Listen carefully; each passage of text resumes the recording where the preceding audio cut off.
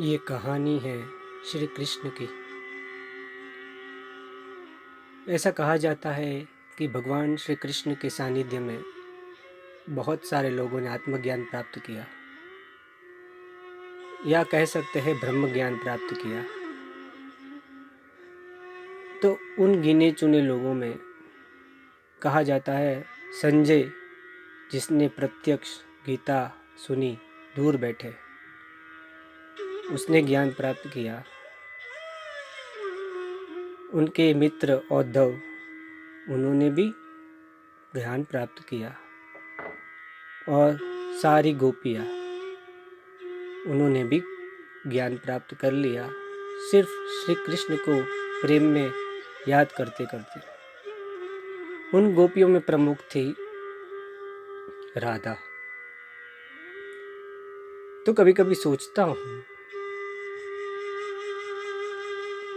कि राधा ने कैसे ज्ञान प्राप्त किया होगा, तो मन में एक कल्पना उठती है।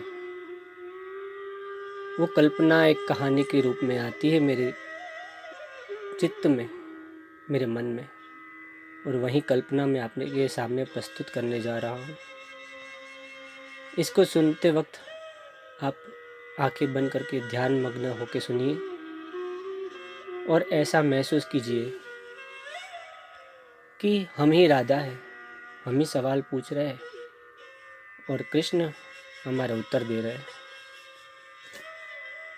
तो राधा एक दिन कृष्ण को ढूंढ रही थी, अपने प्रियतम को ढूंढ रही थी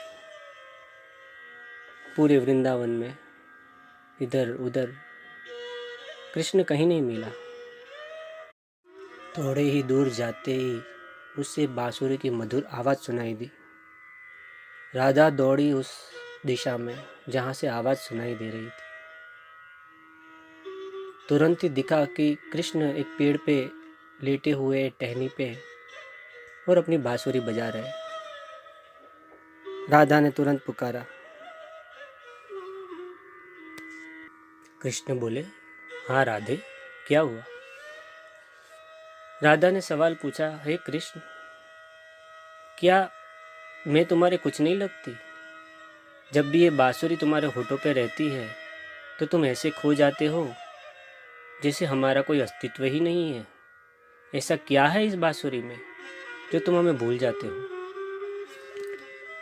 कृष्ण मुस्कुराए मंद मंद और उसने बोला, हे राधे, क्या तुम सचमुच जानना चाहती हो कि बांसुरी मुझे प्रिय क्यों है? देखो इसे गौर से, इसमें कितने छेद हैं। ये भी एक लकड़ी ही है, दूसरी लकड़ियाँ बचती नहीं है, पर ये बचती है क्योंकि इसके अंदर कुछ नहीं रखा है। ये खाली हो गई है अंदर से। देखो ना, 7 छेद है इसमें, इसीलिए ये मधुर बजती है।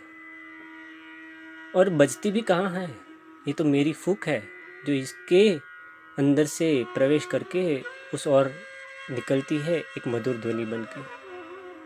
तो ये मेरी फूंक को, मेरी ध्वनि को रोकती नहीं है, अंदर से पूरी खाली है, उसको मेरी ध्वनि को पूरा प्रवेश देती है और इसीलिए ये मधुर ध्वनि संगीत बनके निकलता है और इसीलिए मुझे यह प्रिय है। राधा ने पूछा, हे कृष्ण, क्या मैं तुम्हारी बांसुरी नहीं बन सकती? कृष्ण ने कहा, हर कोई मेरी बांसुरी बन सकता है, बस उसे अंदर से खाली होना पड़ेगा। जैसे इस बांसुरी में 7 छेद है, वैसे ही एक मनुष्य के शरीर में 7 द्वार है जहाँ से मैं शक्ति बन के घूमता हूँ। पर जब ये द्वार बंद होते हैं तो मैं इस ओर से उस ओर निकल नहीं पाता हूँ और मैं पूर्ण रूप से उसमें प्रकट नहीं हो पाता हूँ। और जो लोग अपने इन द्वारों को खोल देते हैं, मैं उनके अंदर पूरी तरह प्रकट हो जाता हूँ। तो हे कृष्ण, ये बताने की कृपा करें कि ये कैसे संभव होगा, हम अंदर से खाली हो जाए और ये सारे 7 द्वार खुल जाए। तो कृष्ण ने कहा, ये योग से संभव है, तो राधा ने कहा, मुझे योग के बारे में कुछ नहीं पता, मैं योग कैसे करूँगी। तो भगवान श्री कृष्ण बोले कि राधे, तुम तो योग में ही हो। सब तीनों योगों में सर्वोपरि है भक्ति योग, और भक्ति प्रेम का दूसरा स्वरूप है। तुम तो मेरे प्रेम में हो, तुम्हें योग की क्या आवश्यकता है। तुम मुझे याद करना, याद करते करते ही तेरा योग हो जाएगा। राधा ने कहा, पर मुझे कभी कभी लगता है कि जीवन में शायद आपसे मिलन नहीं हो पाएगा। क्या मुझे दूरी सहन करनी पड़ेगी। कृष्ण ने बोला, राधे, अगर मैं तुम्हें शारीरिक तौर पर मिल जाऊंगा तो तुम कैसे मुझे याद करोगी। अगर मुझे तुम्हारे चित्त में रहना है तो मुझे तुमसे दूर ही रहना होगा, ताकि तुम मुझे सदैव याद कर सको और इस भक्ति रस का, प्रेम रस का पान कर सको। सुनो, इस भक्ति योग में तुम्हें क्या करना है। कुछ ही नहीं करना है, जैसे मैं बोलूं वैसे करते जाना। राधे, अपनी आंखें बंद करके बैठ जाओ। देखो, ये जो हमारा शरीर है, जहाँ जमीन से जुड़ता है उसको मूलाधार कहते हैं। मूल आधार, उसी को मूलाधार कहते हैं। जब मैं फूंक मारूं तो गहरी सांस लेके छोड़ देना, तुम्हारा यहाँ द्वार खुल जाएगा। मूलाधार, यहाँ जो द्वार है, उत्साह का द्वार। जब जीवन में उत्साह रहता है, सकारात्मकता रहती है, तो ईश्वर रूपी शक्ति यहीं से ऊपर उठती है। तो ये द्वार अपने उत्साह से खोलना। फूंक मारता हूँ राधे, सांस लेके छोड़ देना।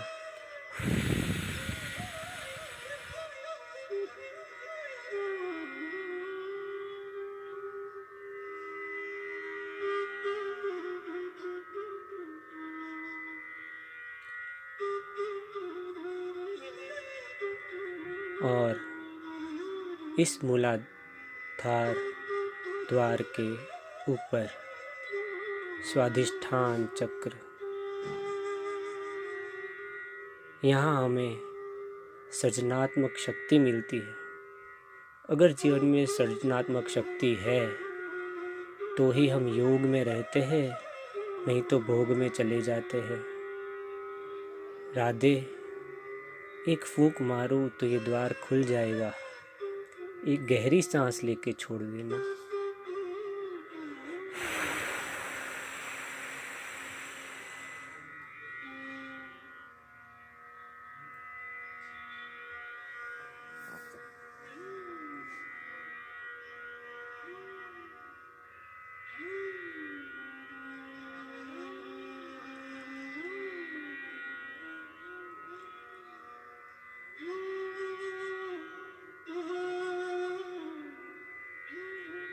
अब यात्रा थोड़ी ऊपर की ओर करते हैं। थोड़ा ऊपर जाते ही मणिपुर चक्र, तीसरा द्वार। बहुत सारे लोग यहीं पे अटक जाते हैं। सृजनात्मकता हो जाती है तो या तो लोभ में चले जाते हैं या ईर्ष्या में, और ये द्वार बंद ही रहता है। ये द्वार कैसे खुलेगा? खुलेगा संतोष से, बड़प्पन से खुलेगा। तो ये संतोष और बड़प्पन जैसे ही प्राप्त होते हैं, ये द्वार स्वतः ही खुल जाता है। राधे, मैं एक फूंक मारता हूँ, तैयार रहना। गहरी सांस लेके छोड़ देना।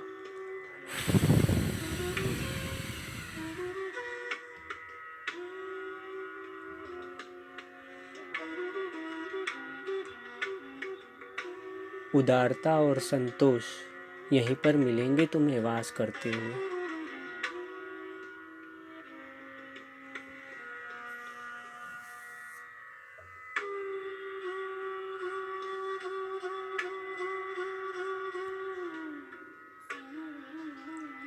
और यात्रा थोड़ी ऊपर करते हैं और अपने हृदय चक्र पर आ जाओ।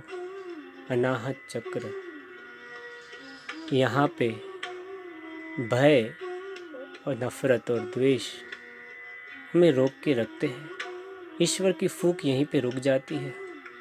अगर तुम चाहती हो कि बांसुरी बजे, वो ध्वनि, वो संगीत तुम्हारे अंदर से निकले, तो तुम्हें इस द्वार को खोलना होगा। और ये द्वार खुलता है प्रेम से। प्रेम होगा तो द्वार स्वतः ही खुल जाएगा। मैं एक फूंक मारूंगा और तुम्हारा द्वार खुल जाएगा राधे। सिर्फ तुम्हें सांस लेके छोड़नी है।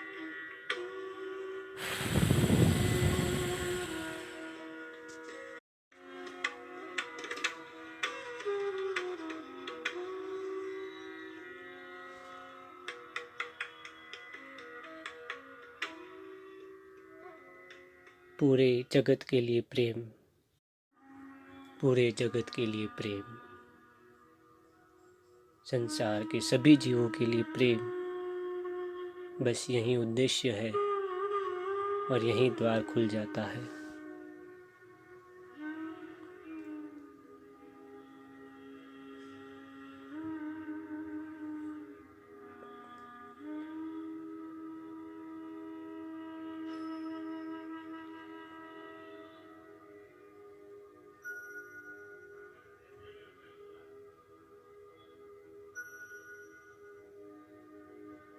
अनाहत नाद यहीं से निकलता है, ऐसा नाद जो आहत नहीं होता।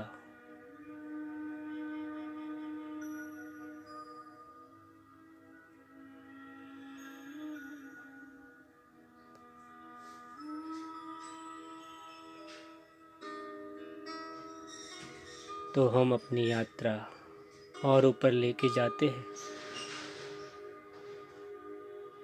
5वां द्वार कंठ में। इस जगह पर दुख के भी स्पंदन होते हैं और कृतज्ञता पे भी। जब हम पुरानी बातों में, पुरानी यादों में अटके रह जाते हैं तो दुख रहता है और ये द्वार बंद रहता है। और क्योंकि ये द्वार बंद होता है तो फिर ईश्वरीय रूप की शक्ति की प्रतीति नहीं होती। इस द्वार को हमें खोलना है कृतज्ञता के भाव से। छोटी से छोटी चीज़ के लिए हम कृतज्ञ हो जाते हैं तो ये द्वार स्वतः ही खुल जाता है। पर राधे, मैं तो सिर्फ एक फूंक मारूंगा और तुम्हारा द्वार खुल जाएगा। बस तुम्हें सांस लेनी है और छोड़नी है।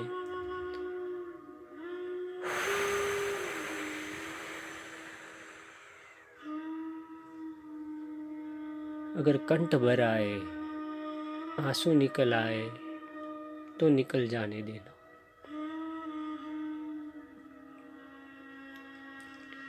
रोकना मत। ये आंसू देवताओं को भी प्रिय है। इन आंसुओं के लिए देवता भी तरसते हैं। कृतज्ञ हो जाना।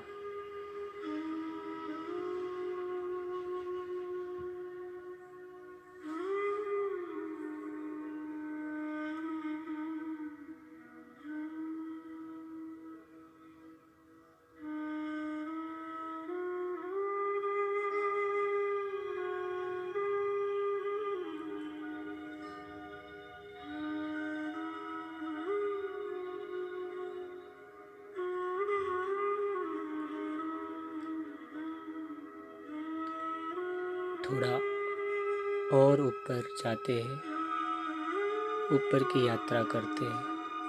आज्ञा चक्र जो हमारे 2 भुवों के मध्य में है। जब ये द्वार बंद रहता है तो गुस्सा आता है, होश नहीं रहता। और अगर ये द्वार खुल जाता है तो होश जग जाता है, विवेक जग जाता है, अच्छे बुरे का भान हो जाता है। ये द्वार खुलता है अपनी सजगता को बढ़ाने से। जैसे जैसे सजगता बढ़ती जाएगी, अपने हर एक कार्य में अपने हर एक क्रियाकांड में हम पूरी तरह मौजूद रहेंगे तो अपने आप ये होश जग जाएगा और ये द्वार खुल जाएगा। तो लो राधे, एक फूंक मारूंगा और तुम्हारा द्वार खुल जाएगा। बस एक सांस लेना और छोड़ देना।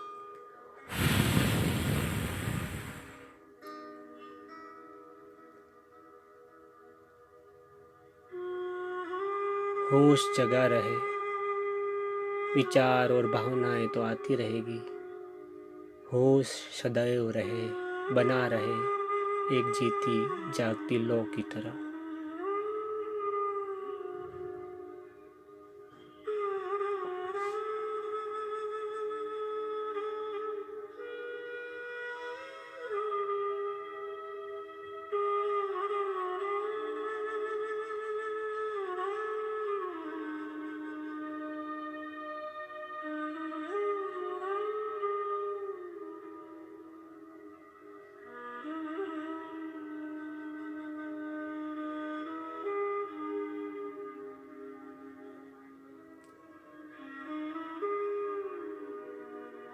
अब हमारी यात्रा अंतिम पड़ाव पर आ चुकी है। ये शिखर है, ये 7वां द्वार। यहाँ पे सिर्फ एक ही विराजमान है और वो है ब्रह्म। सहस्त्रार चक्र, यहाँ पे दो नहीं है, एक ही है, परमानंद, आनंद ही आनंद। तो ये द्वार अपने आप ही खुलता है। इसको खोलने के लिए कुछ भी नहीं करना पड़ता। 6 द्वार जब खुलेंगे तो 7वां भी खुल ही जाएगा और ये सिर्फ ईश्वर की कृपा से ही हो सकता है।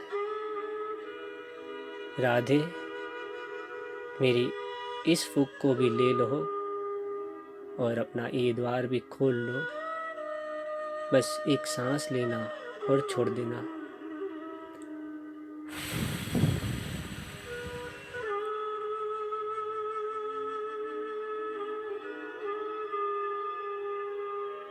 यही है तुम्हारा अंतिम पड़ाव। यहाँ रहकर तुम मुझे कभी खोओगी नहीं। मैं सदा तुम्हारे पास रहूँगा। मुझे कोई भी नाम दे दो, मैं यहीं पे वास करूँगा।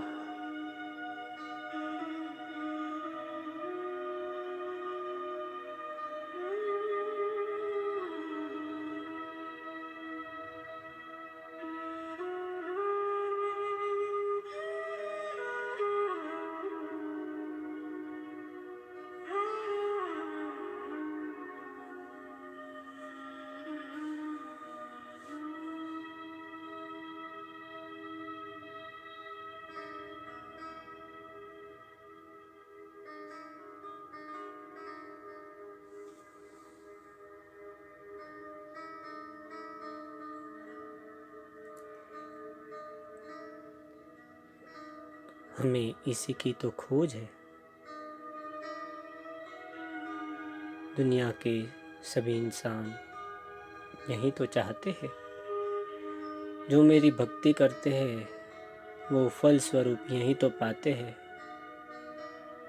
तुमने भी पा लिया है, आज इसका अनुभव कर लो।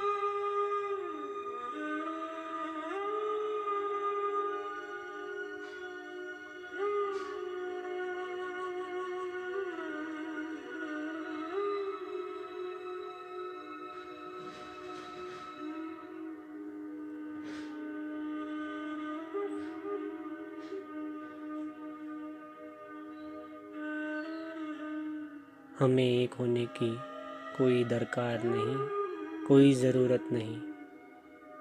इस द्वार पर तुम और मैं एक ही है और यहाँ पे हमें कोई जुदा नहीं कर सकता।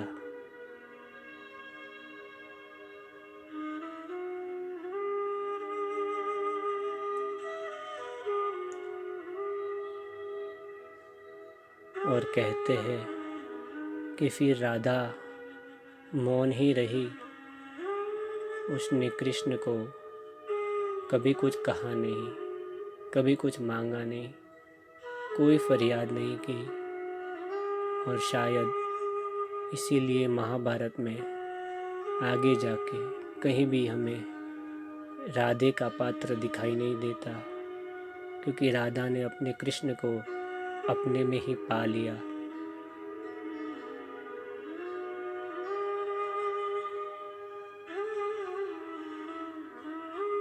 और ये कहानी यहीं पे समाप्त होती है। जय श्री कृष्ण, जय श्री राधे, प्रणाम।